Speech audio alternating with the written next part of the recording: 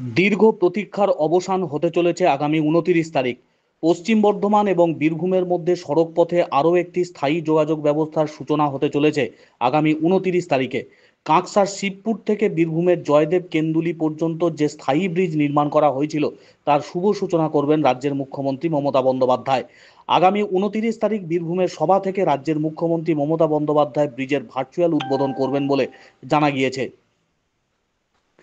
বর্তমানে সেই ব্রিজ উদ্বোধনের আগে শেষ মুহূর্তের কাজ চলছে যুদ্ধকালীন তৎপরতায়। উদ্বোধনের আগে শনিবার ব্রিজ পরিদর্শন করেন পশ্চিম বর্ধমান জেলার জেলা শাসক, ছিলেন কাঁকসার বিডিও পর্ণা দে, গলসির বিধায়ক নেপাল ঘরুই, এছাড়াও ছিলেন বিভিন্ন দপ্তরের আধিকারিকরা সহ কাঁকসা পঞ্চায়েত সমিতির সভাপতি ভবানী ভট্টাচার্য।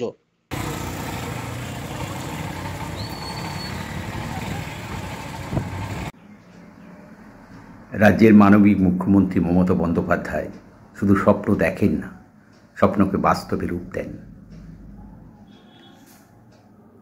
পশ্চিম বর্ধমানের প্রত্যন্ত গ্রাম শিবপুর বিদবিহার অঞ্চলের কাঁকসা ব্লকের সেই গ্রাম থেকে মাঝে বয়ে গেছে ইতিহাসের সাক্ষী অজয় নদ।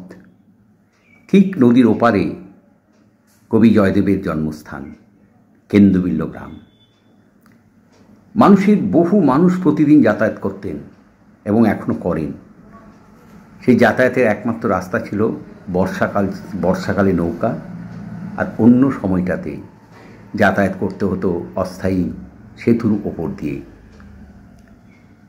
সমস্যা, মানুষ বহুদিন থেকে চাইছিলেন এরপর একটা ব্রিজ, অর্থাৎ একটা সেতু যদি তৈরি হয়, এবং এই সেতুটা তৈরি হলে শুধুমাত্র বীরভূম বা বর্ধমান নয়, উত্তরবঙ্গ দক্ষিণবঙ্গের মধ্যে একটা গুরুত্বপূর্ণ সেতু গড়ে উঠবে, এবং সেই সেতুকে কেন্দ্র করে এই দুই এলাকার, অর্থাৎ উত্তরবঙ্গ এবং দক্ষিণবঙ্গের একটা ব্যাপক অঞ্চলের আর্থসামাজিক ব্যবস্থায় বদলে যাবে।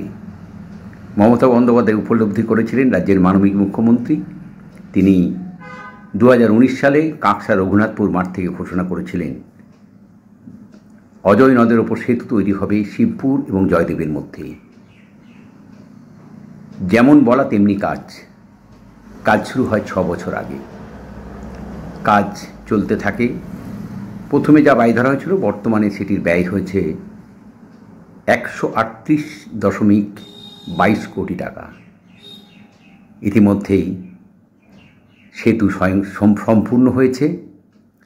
আগামী 29শে জুলাই 2025 বীরভূমের ইলামবাজারের মাঠ থেকে ভার্চুয়ালি উদ্বোধন করবেন সেতুর মানবিক মুখ্যমন্ত্রী মমতা বন্দ্যোপাধ্যায়।